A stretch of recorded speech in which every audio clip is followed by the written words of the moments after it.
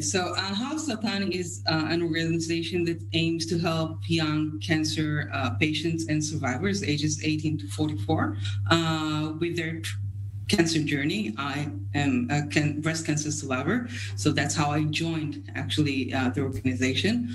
And I have been developing the communities.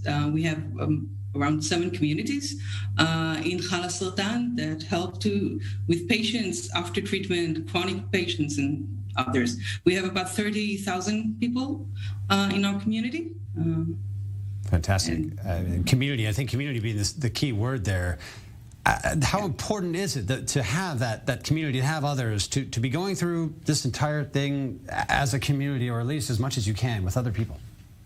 I think it's crucial for especially as young cancer patients. We don't have, we get to the ward and we see people ages 70 to 80, and it's really hard to find a person that copes with the same things that you do, having kids, having a job, trying to maintain it, school and stuff like that. So having this community that understands exactly what you're going through is crucial, I think. It helped me a lot. Well, thank you for being part of that, obviously for everyone involved. But to get to the focus of our attention here on the treatments, the cannabis treatments in particular here, can you comment on how widespread it is among cancer patients, and if you think it's getting more popular?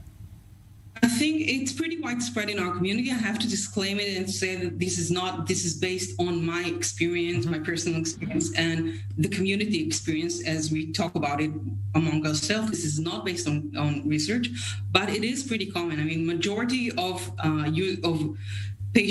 cancer patients that are going through chemotherapy are using cannabis to help them cope with the side effect, short and long term side effects. As you mentioned before, whether it's nausea, whether it's pain relief, neuropathic, sleep deprivation, or they use it in order to get out of bed. So the main treatment is basically help them cope with the cancer treatment and not look for it as something to heal them or something like that, Sure. as an addition to that. So it's pretty widespread. Most of our community is using it. And I think it's getting even more and more common between use. Do you have the sense even that are people starting to, perhaps, especially younger people, to prefer cannabis to help mitigate those rough side effects instead of the traditional treatments, medications? Is it getting to that point yet?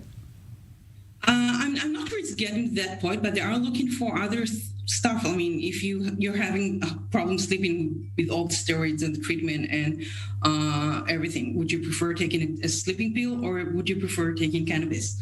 But it is hard for patients, even now with cancer treatment, to get their license and get cannabis in Israel. So you have to actively ask for that. Your doctors don't always get along with the program, and it is getting more spread, but it's hard, even for cancer patients, to get cannabis. That's a bit of a dismaying point here. You mentioned the struggle to find the right doctor, or the one that's, I guess, open to these, let's call them alternative treatment options here, or at least this effort to mitigate those side effects. Again, not a treatment, as you mentioned. This isn't something that people are expected to cure their cancer. This is people looking for more comfort, to get rid of some of those horrible nausea, the pain, the issues that you struggle with here. As you mentioned, the steroids on the opposite end of that, keeping you up.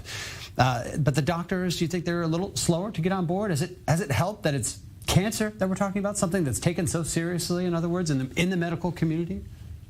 I think that some of the medical community, especially more young doctors, are more open to the idea or for the need of patients. But a lot of our community has been dealing with doctors that are not giving them the license. Once treatment is over, your license is over, which is you still have to deal with long-term side effects, and it's not really in correlation for what you're going through as a cancer patient.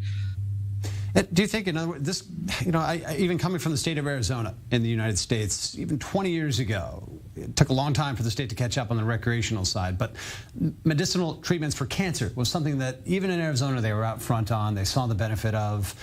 I believe it's helped legitimize research around this type of treatment, the fact that it kind of started with cancer, this application. Do you see that process in Israel as well, that cancer and the application of cannabis to it has spread into other realms? I don't know if I'm asking you to stray out of your lane a little bit on this, but do you think it's helped legitimize cannabis in the medical field?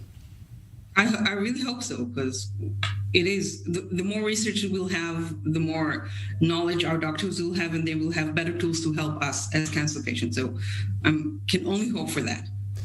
And on a personal note, did it help you? I mean, did you find that it gave you the tools to better deal with your own discomfort?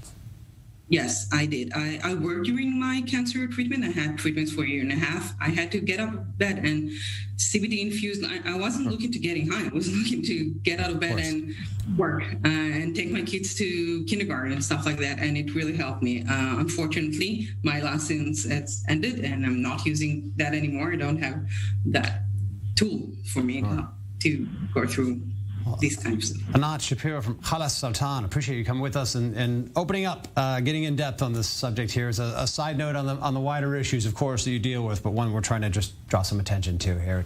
Anat Shapiro, thanks for being with us.